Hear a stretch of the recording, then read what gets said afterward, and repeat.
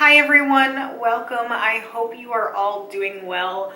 I am going to do a chatty get ready with me, talking about something that I really enjoy talking about and that really sort of centers me and calms me down. And I know that's going to sound pretty strange to probably a lot of people, but I think when you experience anxiety and other issues, then it's good to have something that can kind of ground you and bring you back. And for me, I always go through Fleetwood Mac history and that sort of stuff. I'm going to do a look inspired by the Buckingham Nicks album.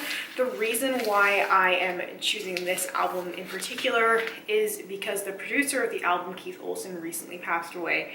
And I wanted to talk a little bit about sort of like the Buckingham Nicks history. I just wanted to talk a little bit about Stevie and Lindsay's history and just how important Keith Olsen was and the impact he made specifically with sort of Fleetwood Mac history. And I thought this would be a sort of fun-ish topic to talk about, and perhaps interesting, or at least interesting for me.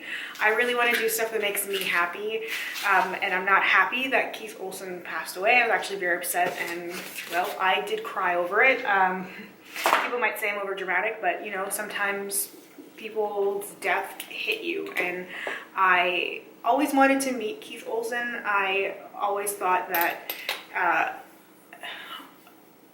he'd be somebody that I'd like to meet in order to kind of just even thank him for the contributions he made and for having the vision that he did. So he produced the Buckingham Nicks album, which I just showed, which is still to date currently only available on vinyl. It has not made its way into any other format yet, which is pretty unique.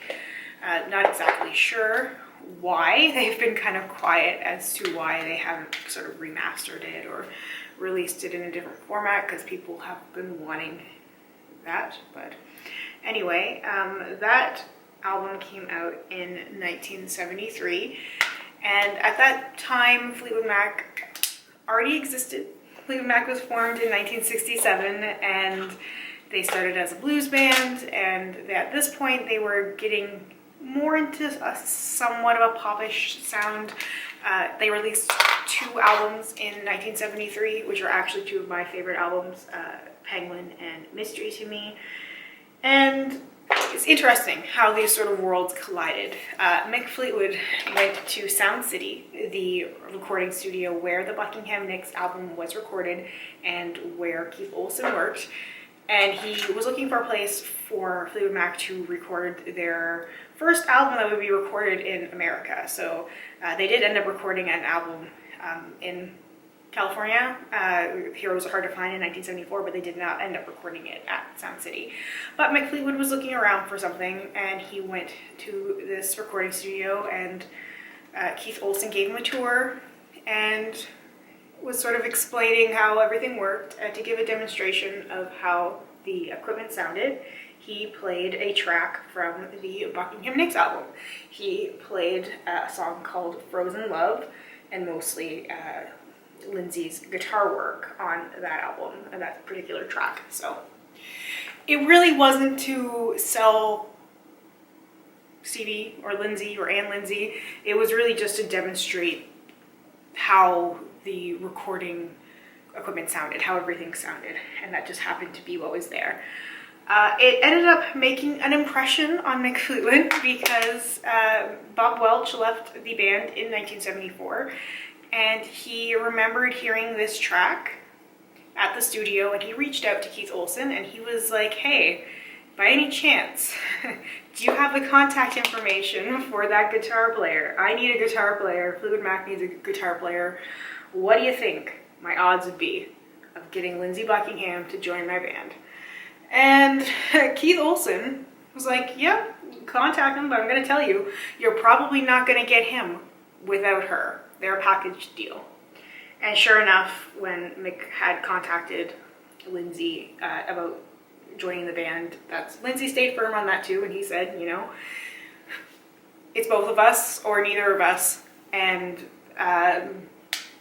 Mick really didn't want Stevie in the band, He really was just looking for a guitar player, but he decided that if Christine McVie, the other woman in the band, got along with Stevie and she was willing to have another woman in the band, then he would go along with it, because he thought that, you know, Lindsay's guitar playing and stuff would be worth it. So on New Year's Eve 1974, they got together. It wasn't an audition, they weren't playing music, it was really just to feel out how Christine vibed with Stevie. And they were welcomed to the band on New Year's Eve 1974. So that's sort of the history of that. But Keith Olsen was also very important because he believed in Stevie and Lindsay, and he heard stuff that other people did not. I think that's pretty common for a lot of artists and a lot of creative people in general, is there's a lot of rejection, and a lot of the times you get somewhere because of a lucky break, because somebody saw something in you and believed in you, and they help other people see that in you. And Keith Olsen was that person for Stevie and Lindsay. He heard their demos when they came down to Los Angeles. He heard them, what they were shopping around. He believed in them so much, he actually let them live in his house.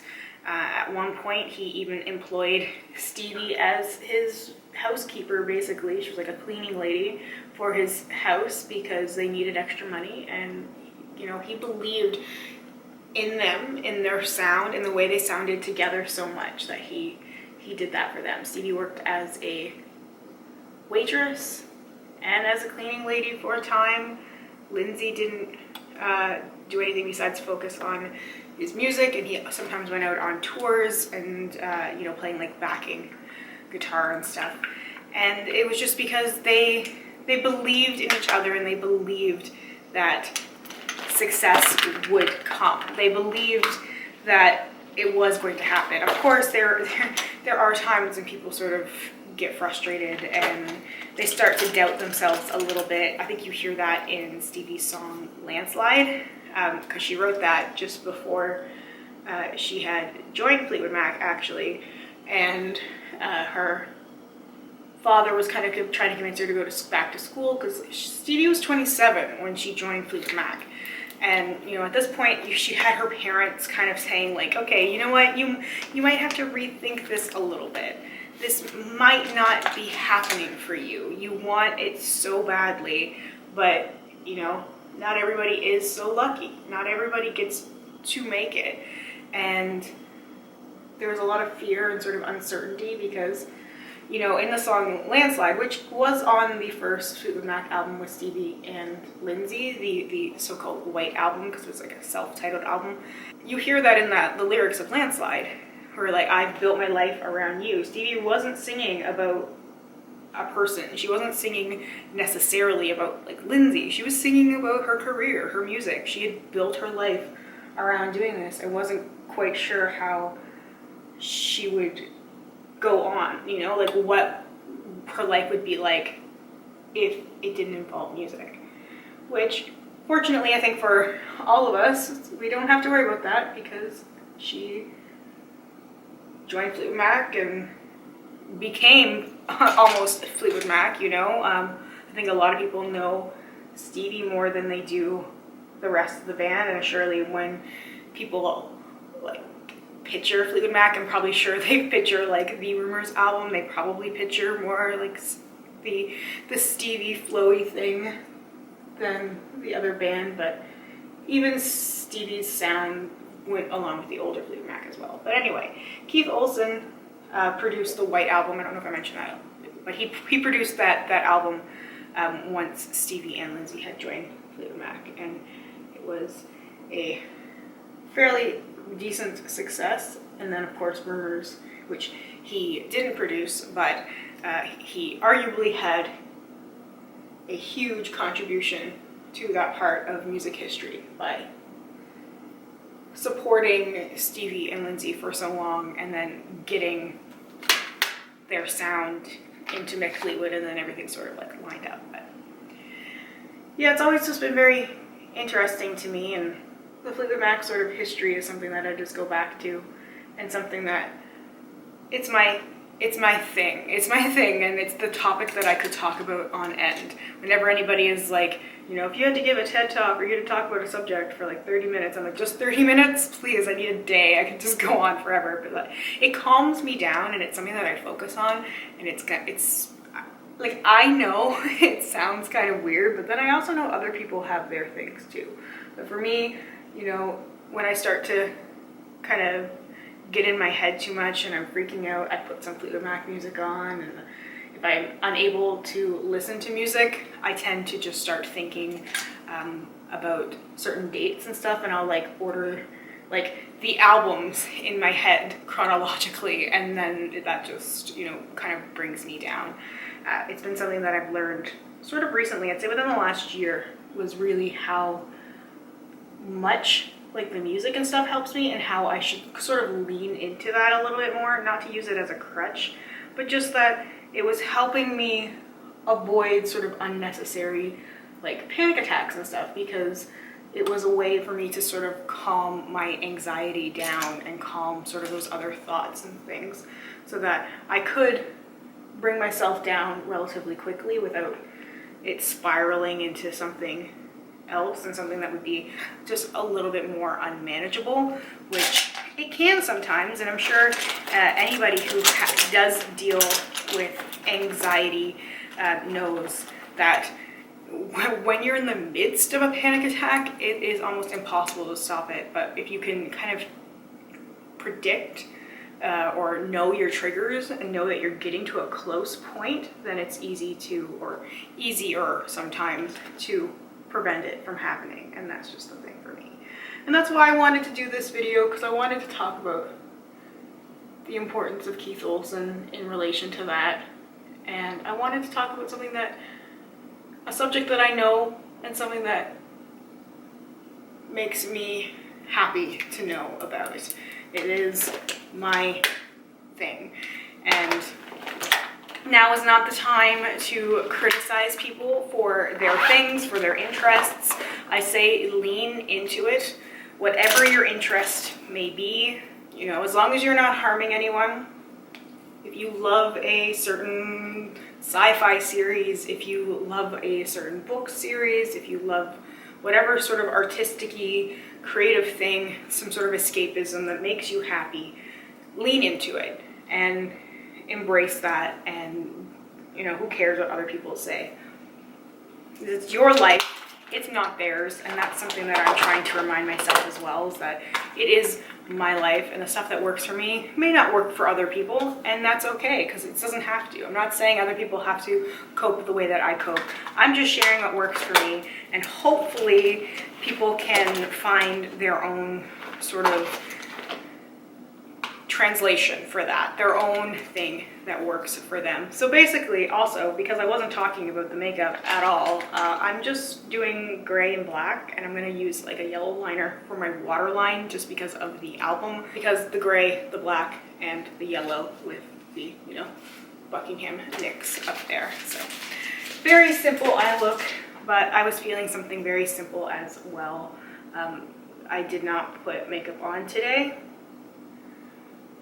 I have been self-isolating, and I have been instructed to work from home for the time being.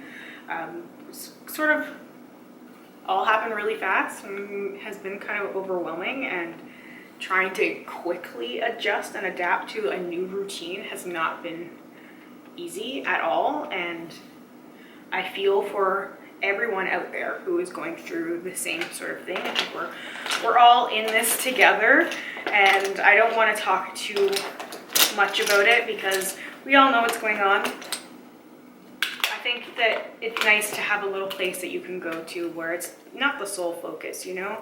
I feel like we get enough of that. I'm certainly no expert or professional, so I just want to try and play with makeup a little bit and have some fun. And, you know, I'm just really doing my base simple makeup here, but I'm hoping people can also be kind to each other. I feel like that's been lacking so much recently. It's just like that sense of kindness and empathy, and it would be nice if people brought that back a little bit. Like, there's a lot of fear, and I know that I've been talking a lot about my own fear, because those situations still haven't changed for me. You know, I'm still struggling to pay my bills, and it's frightening now with this sort of situation of being like, okay, well, how long is this going to go for? Am I going to get paid? If I don't get paid, like, our company's still going to be expecting their payment at the same time? Am I going to be able to catch up? Am I going to fall further and further behind? And then I'm like, okay, you know what? Let's take it one day at a time for right now, instead of freaking out and worrying about something that I can't control. I can't do anything about it. When the government decides to shut something down, they shut it down. I can't do anything about it. So I'm just trying my very best. I almost noticed like a lack of YouTube content from some of the people that I like watching. Admittedly, my YouTube subscription feed is very small these days. I made the decision for my mental health to unsubscribe from people who were bringing me down. People who, even though I might have had like personal connections to them at one point or another, maybe we were kind of friends, maybe we chatted, maybe we sort of grew apart, people whose content just was leaving me doubt myself and what I was doing, I unsubscribed from, and honestly, I feel so much better. Instead of feeling negative and comparing myself to these people, I just don't see them anymore. They're not part of my feed. And I strongly recommend that to anyone who may be dealing with issues in the comparison front, or anybody just sort of, you know, brings you down, gives you negative vibes. Like, you know, there's people who told me that that was me, and people who have come and gone from my channel because I would get into those little negative spirals, and I understand completely. If it's something that's not working for you, leave. But like, you don't have to be nasty to someone. It's not like I'm like going around telling people like I've unsubscribed or unfollowed them. It's like, I still wish all these people the very best. You know, people I've met, people I haven't met, people I've spoken to, people I haven't spoken to. I wish nothing but good things for these people. I just, for my own sake, I needed to sort of make a little bit of a separation from it, because it was just proving to be a little bit too much for me. So anyway, this is turning out pretty well. I didn't do my regular sort of like priming steps because I don't figure this will be on my face for too long, but I am going to try and keep up with like a regular sort of makeup thing even when I am working from home, just to kind of keep me in the mood for it.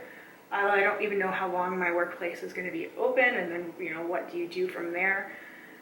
I'm still figuring all that out, but I still want to do some fun stuff. I want to do things, and I had so many ideas that I was so excited for, and then sort of lost the desire or motivation, got spooked a couple times, and it's obviously scary too with the health issues with my family. Like, I'm glad my father is in the hospital right now, and I hope that people aren't careless and it doesn't spread in there where his immune system is so compromised. Like, that is absolutely something I am thinking about, but I'm also trying to not make it the sole focus, because I would absolutely lose my mind.